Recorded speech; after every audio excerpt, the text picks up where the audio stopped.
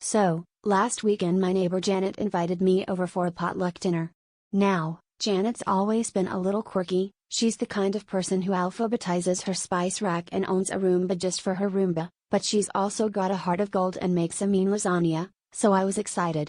I even spent all morning whipping up my signature 7-layer dip, which, let's face it, is mostly just cheese with a hint of salsa. As I was heading out, I noticed Janet standing in her driveway with a wheelbarrow full of what looked suspiciously like various kitchen pots. I figured she was just being the overprepared hostess and didn't think much of it. When I got inside, things got weirder.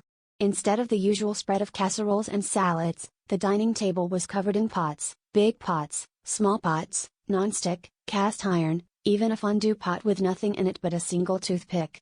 Other neighbors started trickling in, each looking increasingly confused as they clutched their Tupperware containers. Janet was beaming, clearly proud of her spread.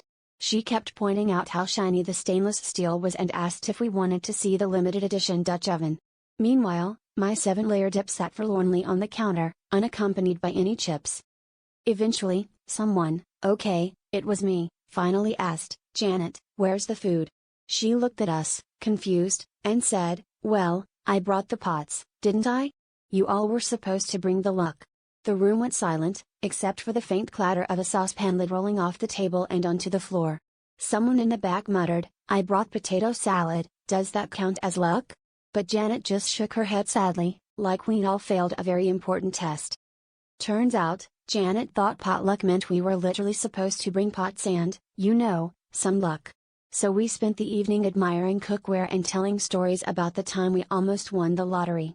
On the bright side, at least nobody had to worry about washing any dishes, since apparently, in Janet's house, you can't have your pot and eat it too.